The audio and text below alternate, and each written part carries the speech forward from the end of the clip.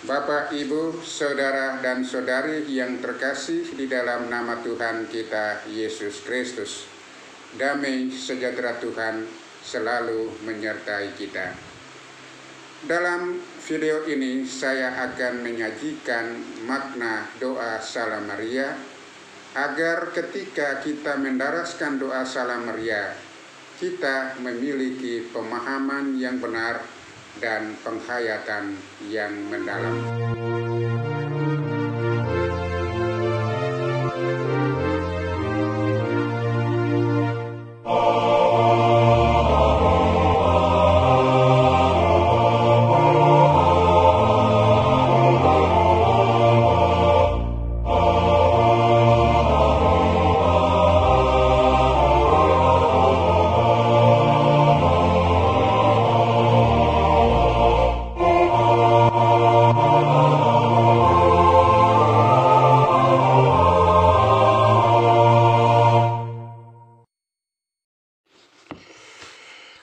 Saudara dan saudari yang terkasih di dalam nama Tuhan kita Yesus Kristus. Bagi umat Katolik, bulan Oktober adalah bulan Rosario. Rosario sebenarnya adalah doa renungan atas misteri keselamatan dari saat Yesus mulai dikandung sampai ia dimuliakan di surga dan mengutus Roh Kudus. Seluruhnya dirangkai dalam 20 peristiwa. Sembari mendaraskan Salam Maria berulang-ulang sebanyak 10 kali, kita merenungkan salah satu misteri yang dirangkai dalam doa Rosario. Doa yang terus diulang-ulang ini sangat membantu kita untuk memusatkan perhatian pada misteri keselamatan yang kita renungkan. Doa Salam Maria adalah salah satu doa yang sering umat Katolik daraskan dalam rangkaian doa Rosario. Tetapi yang menjadi masalah adalah banyak umat Katolik yang belum memahami makna mendalam yang terkandung di dalamnya. Saudara dan saudari, dalam video ini saya akan menyajikan makna doa Salam Maria menurut Katekismus Gereja Katolik nomor 2676 sampai 2677. Dalam doa Salam Maria terkandung 6 unsur penting yang perlu kita pahami secara benar sehingga kita mendaraskan doa Salam Maria dengan pemahaman yang benar dan dengan penghayatan yang mendalam. Keenam unsur itu adalah: pertama, Salam Maria.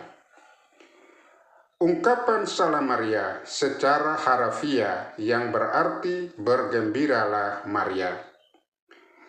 Salam Maria merupakan salam yang disampaikan oleh malaikat Gabriel kepada perawan Maria, dipakai untuk membuka doa Ave atau doa Salam Maria. Jadi, dalam ungkapan Salam Maria ini, kita pahami bahwa Allah sendiri yang memberi salam kepada Maria melalui malaikatnya. Saudara dan saudari, dengan mengucapkan Salam Maria, berarti kita dengan berani mengambil alih salam dari Allah kepada Maria. Dengan memandang hamba yang hina seakan-akan dengan mata Allah, dan mengambil bagian dalam kegembiraan yang Allah alami karena Maria. Ini sesuai dengan apa yang tertulis dalam kitab Zefanya bab 3 ayat 17 yang berbunyi sebagai berikut: Tuhan Allahmu ada di antaramu sebagai pelawan yang memberikan kemenangan. Ia bergirang karena engkau dengan sukacita. Ia membaharui engkau dalam kasih-Nya. Ia bersorak-sorak karena engkau dengan sorak-sorai. Unsur yang kedua adalah penuh rahmat Tuhan sertamu. Kedua bagian dari salam malaikat saling menjelaskan, yaitu penuh rahmat dan Tuhan sertamu. Maria penuh rahmat, karena Tuhan ada sertanya. Rahmat yang memenuhi Maria seluruhnya adalah kehadiran Allah yang merupakan sumber segala rahmat. Bersukacitalah dan beria-rialah dengan segenap hati, hai putri Yerusalem. Tuhan Allahmu ada di antaramu. Kita bisa baca dari kitab Yefanya, bab 3 ayat 14 dan ayat 17a. Saudara dan saudari, Maria yang di dalamnya Tuhan sendiri tinggal. Maria yang di dalamnya Allah sendiri berdiam, adalah putri Sion secara pribadi. Tabut perjanjian dan tempat di mana kemuliaan Tuhan bertakhta. Maria adalah kemah Allah di tengah-tengah umat manusia. Ini sesuai dengan kitab Wahyu bab 21 ayat 3 yang berbunyi sebagai berikut. Lalu aku mendengar suara yang nyaring dari takhta itu berkata, lihatlah, kemah Allah itu ada di tengah-tengah manusia, dan ia akan diam bersama-sama dengan mereka. Mereka akan menjadi umatnya, dan ia akan menjadi Allah mereka. Saudara dan saudari, penuh rahmat berarti Maria menyerahkan diri sepenuhnya kepada Allah, yang mengambil tempat tinggal di dalamnya dan hendak ia berikan kepada dunia. Saudara dan saudari yang terkasih di dalam nama Tuhan kita Yesus Kristus, unsur yang ketiga adalah terpujilah engkau di antara wanita, dan terpujilah buah tubuhmu Yesus. Sesudah salam malaikat Gabriel, sekarang kita menggunakan sapaan Elisabet. Dipenuhilah oleh Roh Kudus. Ini kita bisa baca di dalam Injil Lukas bab 1 ayat 41. Elisabet adalah orang pertama dari sederetan panjang angkatan-angkatan yang menyebut Maria bahagia. Kita bisa baca dalam Injil Lukas bab 1 ayat 48. Berbahagialah ia yang telah percaya. Kita bisa baca Lukas bab 1 ayat 45. Saudara dan saudari, Maria diberkati di antara semua perempuan, karena ia telah percaya bahwa sabda Allah akan dipenuhi. Kita bisa baca di dalam Injil Lukas bab 1 ayat 42. Atas dasar iman, semua bangsa telah mendapat berkat melalui Abraham. Kita bisa baca dalam kitab Kejadian bab 12 ayat 2 sampai dengan ayat 3. Atas dasar iman juga, Maria telah menjadi bunda kaum beriman. Karena jasa Maria, semua bangsa di dunia dapat menerima Dia yang adalah berkat Allah sendiri, yaitu Yesus, sebagai buah tubuhmu yang terpuji. Saudara dan saudari yang terkasih di dalam nama Tuhan kita Yesus Kristus, unsur yang keempat adalah Santa Maria Bunda Allah. Ini merupakan ungkapan keheranan dan kekaguman besar yang disampaikan Elisabet dikala Maria mengunjunginya. Bersama Elisabet, kita juga ambil bagian dalam perasaan heran dan kagum yang sama, dengan berkata, siapakah aku ini sampai ibu Tuhanku datang mengunjungi aku? Ini kita bisa baca dalam Injil Lukas bab 1 ayat 43. apa dasar keheranan dan kekaguman kita terhadap Maria? Jawabnya, karena Maria hendak memberi kita putranya Yesus Kristus. Maka ia yang adalah Bunda Allah juga menjadi Bunda kita semua. Kita dapat menyampaikan kepada Bunda Maria segala kesusahan, segala kegelisahan, segala persoalan hidup kita dalam permohonan-permohonan kita.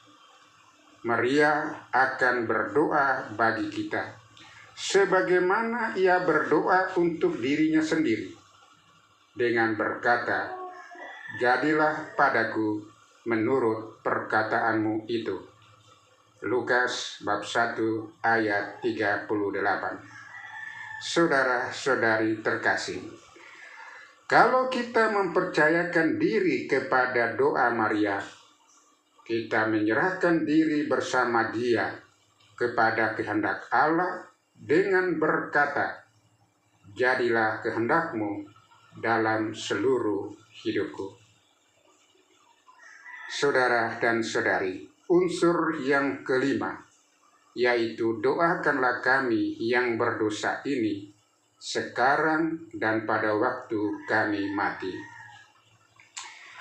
Kalau kita memohon kepada Maria supaya mendoakan kita, maka kita mengakui diri kita sebagai orang berdosa dan berpaling kepada Bunda Kerahiman yang kudus seutuhnya. Kita mempercayakan diri kepadanya atau mempercayakan diri kepada Maria saat sekarang ini. Saya ulangi lagi, kita mempercayakan diri kepada Bunda Maria saat sekarang dalam kehidupan kita hari ini. Dan kepercayaan kita itu meluas lagi, sehingga kita sekarang ini sudah mempercayakan waktu kematian kita kepada Bunda Maria. Semoga Maria sungguh hadir dalam peristiwa kematian kita, seperti pada waktu kematian putranya disalib. Dan semoga Maria menerima kita waktu kematian kita sebagai ibu, agar mengiringi kita menuju putranya Yesus Kristus untuk masuk ke dalam taman Firdaus abadi. Kita bisa baca dalam Injil Yohanes bab 19 ayat 27. Unsur yang keenam adalah amin. Kata amin selalu kita ucapkan dengan lantang seusai mendaraskan doa Salam Maria. Kata amin berarti terimalah, kabulkanlah, demikianlah hendaknya. Kata amin mengandung makna yang serumpun dengan bahasa Arab, yakni bahasa Ibrani. Juga menggunakan kata yang sama dengan makna yang sama, yaitu pasti, sungguh, benar, jadilah demikian. Kata Ibrani amin berasal dari kata kerja aman, yang berarti percaya, memercayai. Dan dari akar kata inilah terbentuk kata iman. Itu berarti secara etimologis, iman adalah mempercaya sesuatu dan aman pada sesuatu, tetapi juga sebuah sikap konfirmatif amin yang berarti benar, jadilah demikian, sungguh, dan ya. Saudara dan saudari yang terkasih di dalam nama Tuhan kita Yesus Kristus, jalan Maria menuju surga dimulai dengan menyatakan ya yang Maria bicara di Nazaret dalam menanggapi utusan surgawi yang memberitahukan kehendak Allah kepadanya. Awal adalah jawaban ya yang dikeluarkan dari mulut Maria. Dalam kenyataannya, Yang sebenarnya adalah setiap ungkapan sadar kata ya kepada Tuhan adalah langkah kita untuk menuju surga. Dengan ungkapan ya bersama Maria, maka kita melangkah menuju Firdaus surgawi. Dan di sana kita akan berjumpa dengan putranya, Yesus Kristus, Sang Juru Selamat kita, dalam kebahagiaan kekal. Amin. Semoga Tuhan memberkati.